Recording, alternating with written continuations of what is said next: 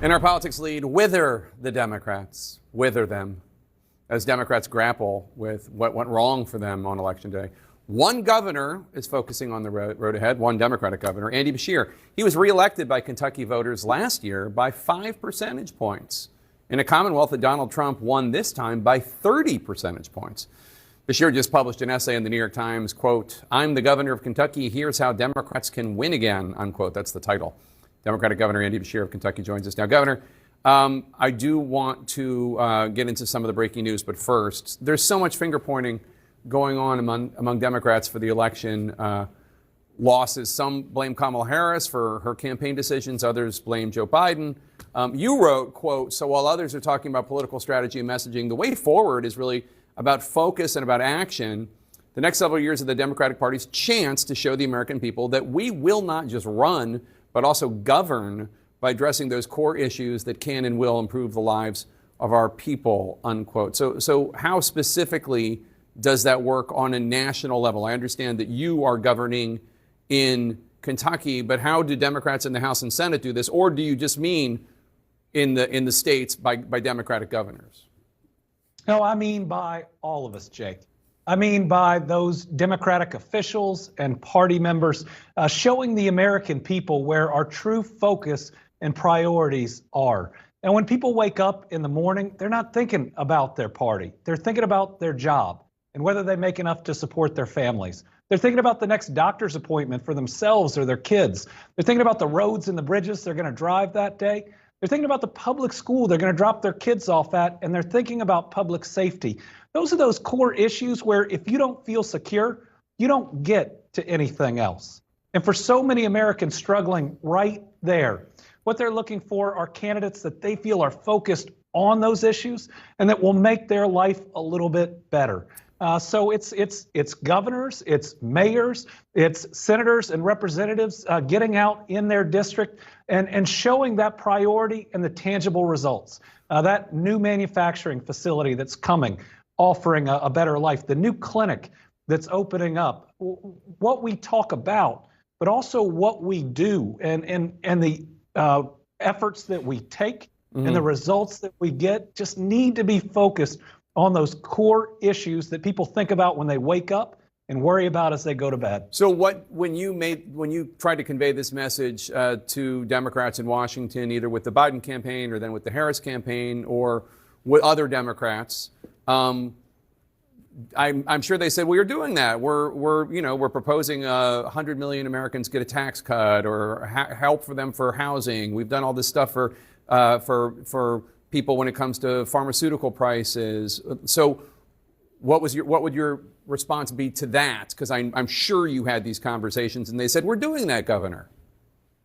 Well, the first thing I want to make sure I make clear is I'm not being critical of either the Biden administration or the vice president, who ran a tough race, had 107 days, worked as hard as she could, and I crisscrossed this country fully supporting her. What I'm talking about is 2 years ahead, where every single day we can show these things. And it's got to be something that people can feel and touch and that they know is real. For instance, there's a county called Henderson in Kentucky that in 2019, I barely won.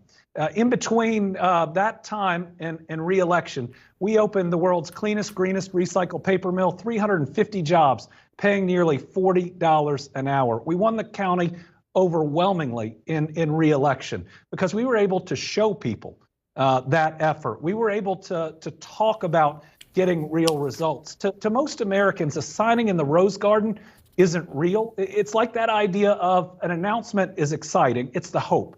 A groundbreaking is the progress. But that ribbon cutting, which some people make fun of, is the actual reality where you walk in and you see the new jobs and the lives changed.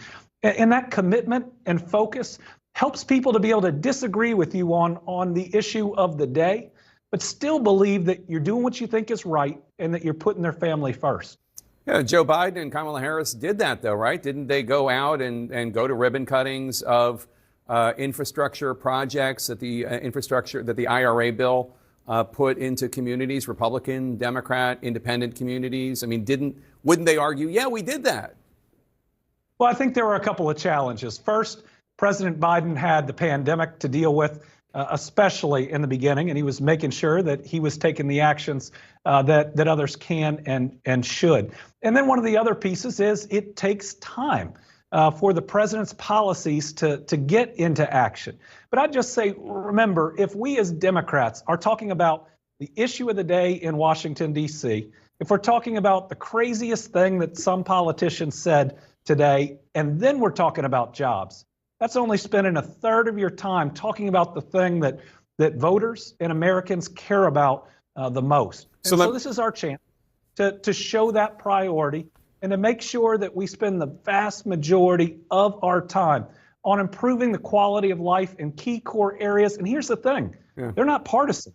They're not political. I hope Republicans will do it too, because that's where we find common ground. That's where we apply common sense, and that's where we get things done. So, Governor, obviously there were a lot. One of the number one ads in terms of how often it ran, how frequently it ran, was against Vice President Harris when it came to taxpayer-funded gender reassignment surgeries for prisoners. And the Harris campaign did not respond to that ad in particular, but it's being blamed to a degree by some people for her loss.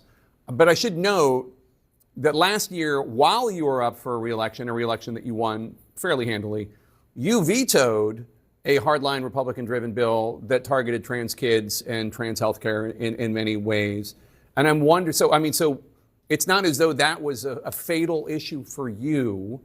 Tell me what you think was the key to why that didn't hurt your reelection. I vetoed that bill. It was mean. It picked on kids, and my faith teaches me that all children are children of God.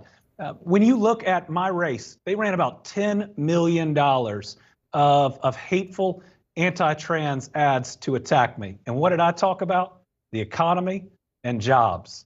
While they spent all of their time trying to focus people on the culture war issue of the day, I was out there creating those new jobs, talking about the new jobs, reminding people of what we had done. When we started the campaign, despite having the best year ever in economic development, the polling was kind of mixed about whether people had felt it yet. But we got to show them in really tangible terms. Here are the two biggest battery plants on planet Earth that we're building in Kentucky, right behind me. Here are the new jobs in your community that are coming. And to be able to localize that message to say, we've been focused on you. We have been focused on your worries. To open the first hospital in our largest African-American community in Kentucky in 150 years, which we did at the end of last week, to open up 2 pediatric autism centers in Appalachia so parents don't have to drive 2 hours to get their kids the services that they need.